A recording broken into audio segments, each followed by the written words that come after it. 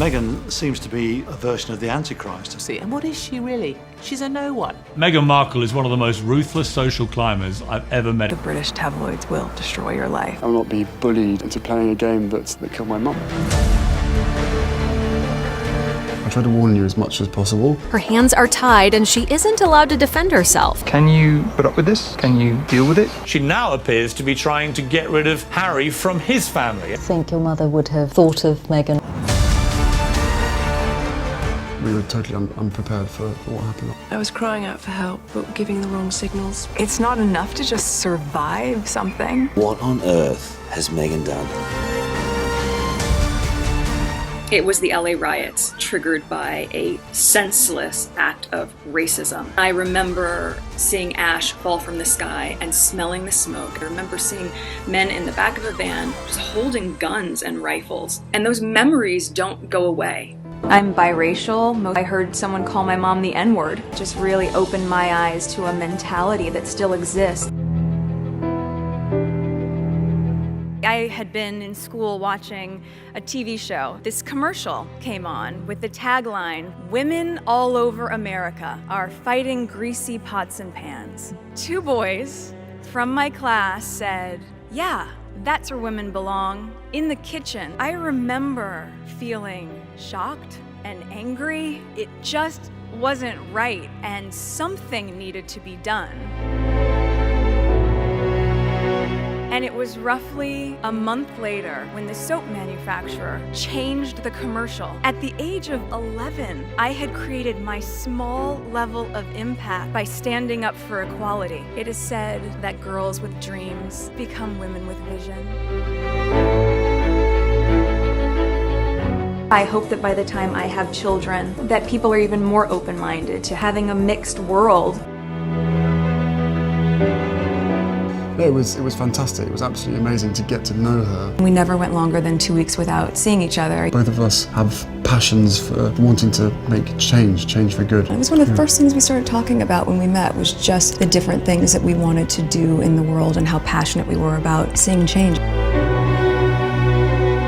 Some of that scrutiny was centred around your ethnicity, Meghan. Where is that racism? I haven't seen it. She just doesn't fit in. She doesn't understand how we do things. That some of this coverage is tinged with racism. It doesn't mean it's racist. Just because people have got to say it is.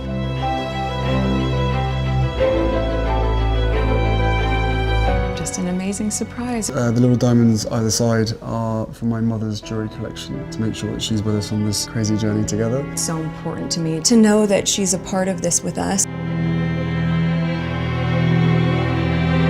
I know the fact that she'll be really unbelievably good at the job part of it as well. Meghan seemed to embrace her new royal role with confidence.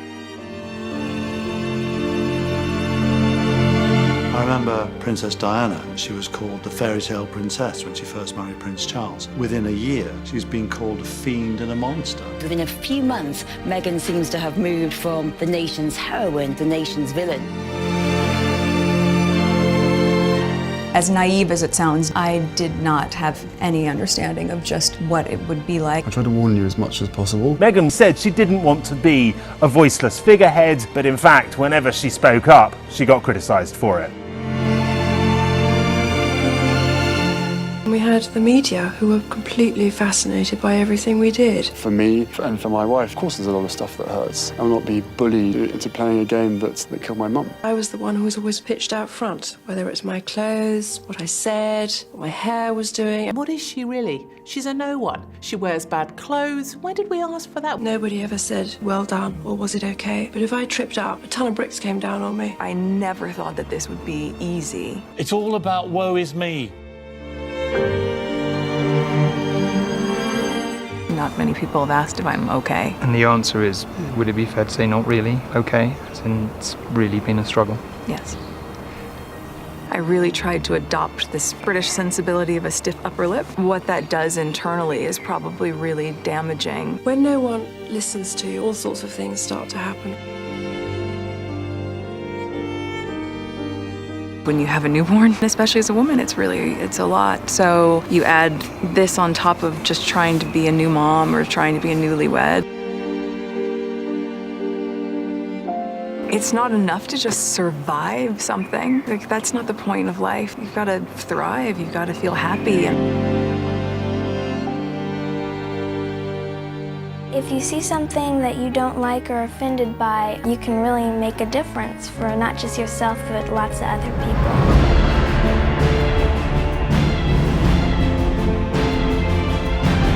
Prince Harry and Meghan Markle just announced that they are, quote, stepping back from their senior roles in the royal family. She now appears to be trying to get rid of Harry from his family. My issue with Harry is he's so weak over all this. There really was no other option. This is so much bigger than just us.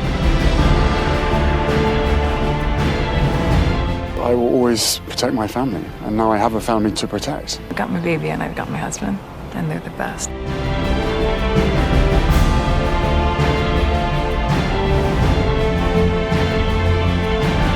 I wanted to say the right thing, and I was really nervous that I wouldn't, or that it would get picked apart, and I realized the only wrong thing to say is to say nothing. We are seeing people stand in solidarity, we are seeing communities come together and to uplift. At the end of the day, I'm really just proud of who I am and where I come from.